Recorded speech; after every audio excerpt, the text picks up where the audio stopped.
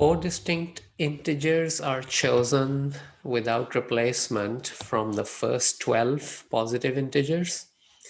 Let x be the random variable representing the second largest of the four selected. Let p be the probability function for x. Find p of x for integer values of x where p of x is greater than 0.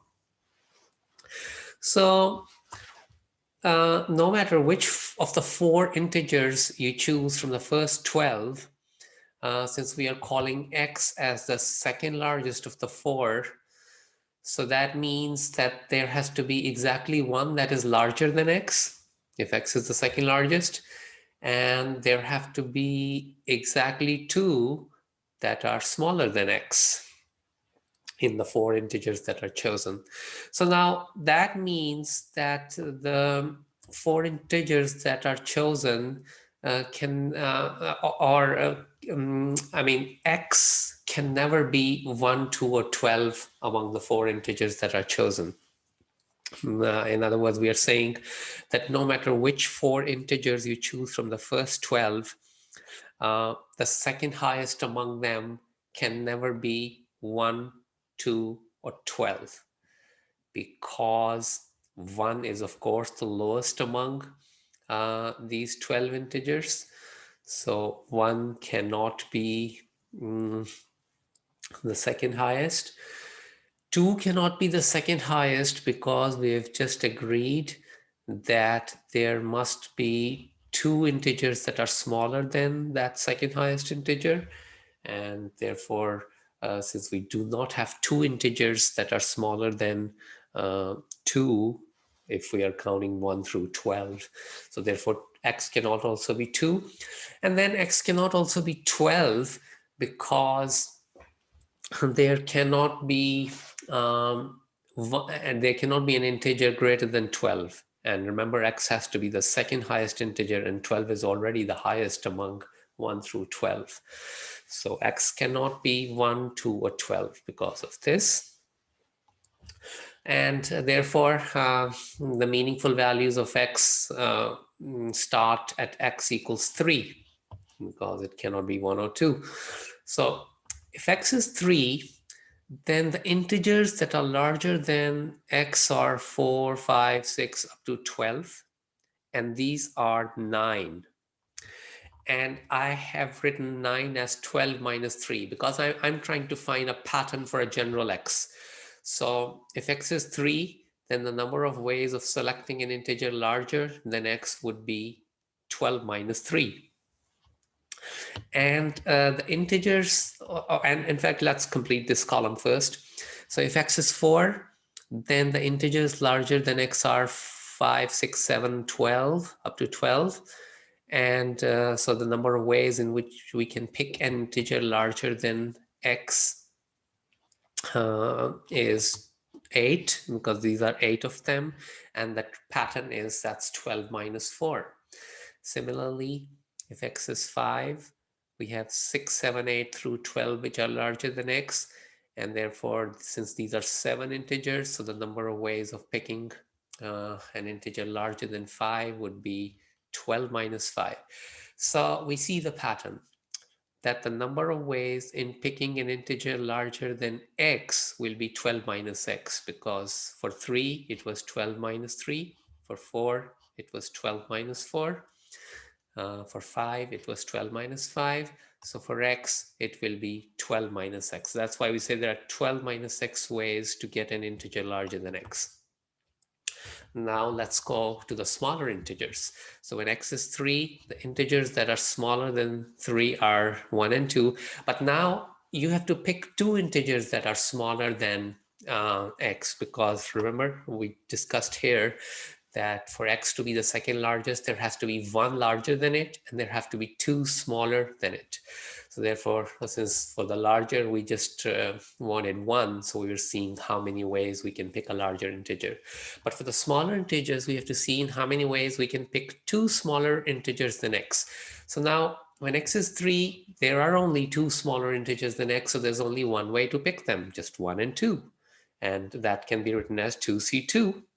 Again, the way you can say that why am I not writing that the number of ways is just one?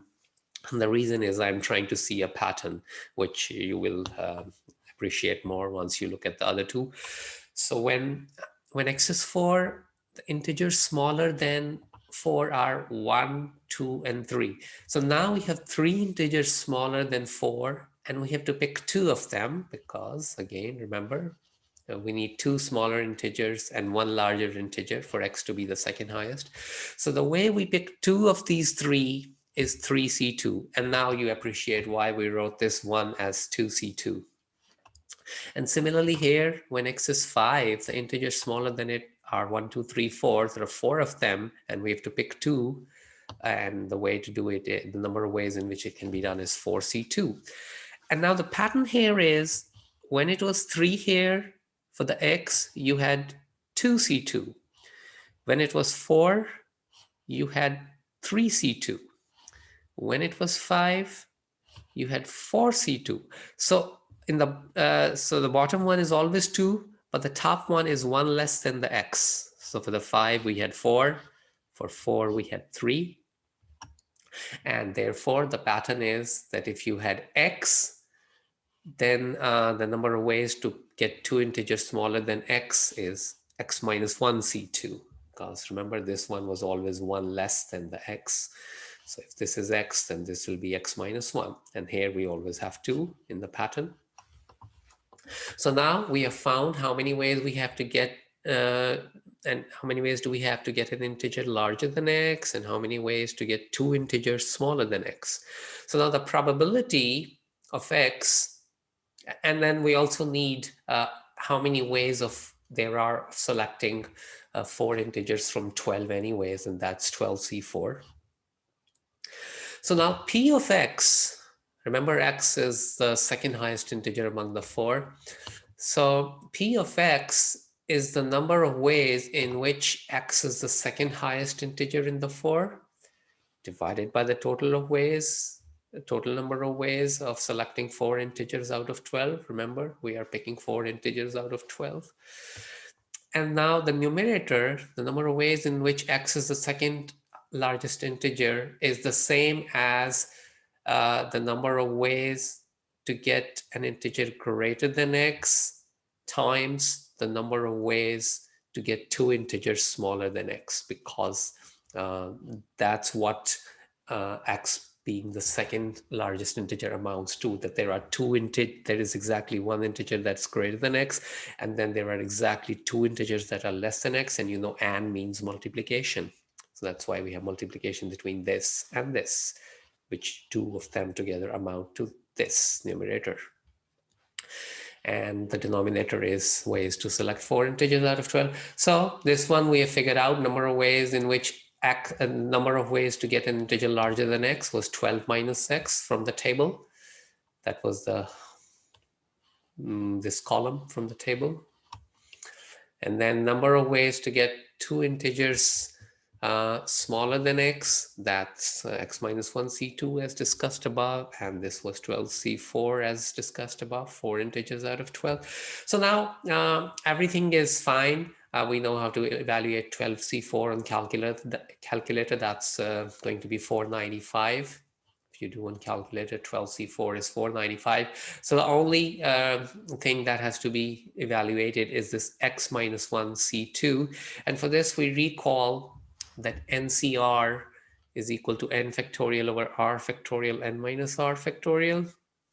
So x minus 1c2 will be x minus 1 factorial over 2 factorial and x minus 1 minus 2 factorial. Remember, it's n factorial, which is x minus 1 factorial.